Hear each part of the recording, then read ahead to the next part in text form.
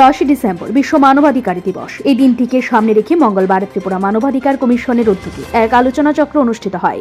রাজধানীর রবীন্দ্র শতবার্ষিকী ভবনে হয়েছে এই আলোচনা চক্র। সেখানে প্রধান বক্তা হিসেবে উপস্থিত ছিলেন মুখ্যমন্ত্রী ডক্টর মানিক সাহা।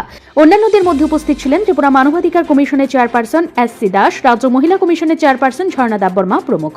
অনুষ্ঠানে বক্তব্য রাখতে গিয়ে মুখ্যমন্ত্রী ডক্টর মানিক সাহা বলেন, মানুষের দ্বারাই মানুষের অধিকার হরণ হচ্ছে। মানুষের এই অধিকার সুনিশ্চিত করতে মানুষকেই আরো বেশি নিজের অধিকার সম্পর্কে সচেতন হতে হবে। বিশ্ব মানবাধিকার দিবসে এই বিষয়ে প্রতিজ্ঞা করতে হবে। আমি নিজের অধিকার সম্পর্কে নিজে যেমন সচেতন থাকব, তেমনি অন্যকেও তার অধিকার সুনিশ্চিত করতে সহযোগিতা করব। অনেক ক্ষেত্রে দেখা যায় থানায় গেলে পুলিশ এফআইআর রাখে না। এখন রাজ্যে এই পরিস্থিতি নেই যে কোনো থানায় মানুষ সুবিচার চেয়ে এফআইআর দাখিল করতে পারে। তবে রাজ্যের মানবাধিকার কমিশনের কাজ সম্পর্কে মানুষের মধ্যে আরো বেশি সচেতনতা বৃদ্ধি করা প্রয়োজন বলে মনে করেন মুখ্যমন্ত্রী। হিউম্যান রাইটস সম্পর্কে অনেক আমরা ভাবি যে কিছু হিউম্যান রাইটস ভায়োলেশন হচ্ছে, ওই হিউম্যান রাইটস কমিশনের চলে যাওয়া হবে না। গভর্নমেন্টের সাথে একটা রিলেশন, তবেই কিছু একটা সমস্যা, তবেই হিউম্যান রাইটস ব্রিচিং হতে হবে। আমি সত্যিবাবুর সাথে কথা বলছিলাম বিষয়ে, ক্লারিফিকেশন আমি চাইছিলাম।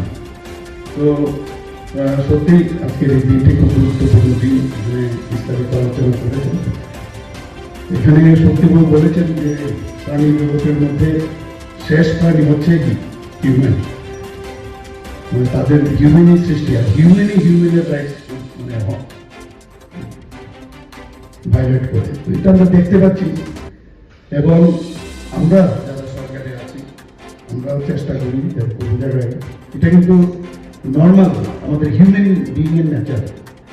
যদি আমরা শান্তিতে চিন্তা করি, সুস্থিরভাবে আমরা চিন্তা করি যে কোন জিনিসটা ঠিক কোনটা বেঠিক।